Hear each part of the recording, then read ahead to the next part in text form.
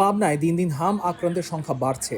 জেলার 250 শয্যার জেনারেল হাসপাতালে ধারণ ক্ষমতার চেয়ে কয়েক গুণ বেশি রোগী হামে আক্রান্ত হয়ে ভর্তি হয়েছেন, যাদের বেশিরভাগই শিশু। শিশু ওয়ার্ডে তিল ধারণের জায়গা নেই। এদিকে পরিস্থিতি সামাল দিতে হিমশিম খাচ্ছে কর্তৃপক্ষ। সবচেয়ে উদ্বেগের বিষয় হলো, টিকা দেওয়ার পরও অনেক শিশু এই ভাইরাসে আক্রান্ত হচ্ছে। হঠাৎ করে জ্বর আসছে, এরপরে গায়ে রেশ দেখা দিছে। রেশ দেখা দেওয়ার পরে পুরো শরীর যখন ব্যথা হয়েছে, ওরা সেই হসপিটালে আসছে।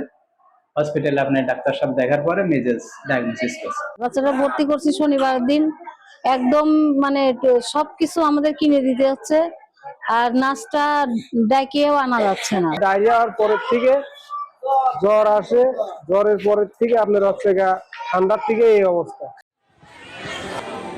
হাসপাতাল ও সিভিল সার্জন কার্যালয়ের তথ্য মতে জানুয়ারি থেকে মার্চ মাস পর্যন্ত জেলা জুড়ে অন্তত 33 জনের শরীরে হামের উপস্থিতি নিশ্চিত হওয়া গেছে। 9 মাসের কম বয়সী 2 শিশুর মৃত্যু হয়েছে, যাদের বয়স এখনও টিকা দেওয়ার উপযুক্ত হয়নি। তবে পাবনা জেনারেল হাসপাতালের তথ্য মতে বছরের প্রথম 3 মাসে হাসপাতালে হামের উপসর্গ নিয়ে 128 জন রোগী ভর্তি হয়েছেন। সেখানে বর্তমানে চিকিৎসাধীন আছেন 25 জন, যাদের মধ্যে 23 শিশু ও 2 জন প্রাপ্তবয়স্ক।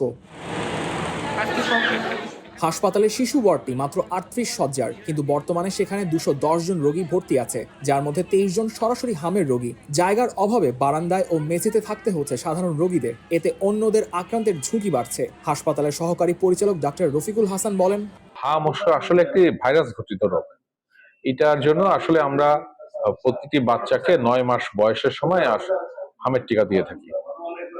তো মূলত বাচ্চারাই হামে বেশি আক্রান্ত হয়, তবে কখনো কখনো কোনো অ্যাডাল্ট পারসন যদি ইমিউন কম্প্রোমাইজড হয় তাহলে তারও হতে পারে। তো ভাইরাসের এগেনস্টে আসলে তো অ্যান্টিবায়োটিক কাজ করে না, অ্যান্টিভাইরাল সবসময় কাজ করবে এমনও না। মূলত এটার জন্য প্রকৃত চিকিৎসা হচ্ছে প্রিভেনশন। 9 মাসে টিকা দেওয়া হয়, তো কখনো কখনো 9 মাসের আগে হাম হতে পারে বাচ্চাদের।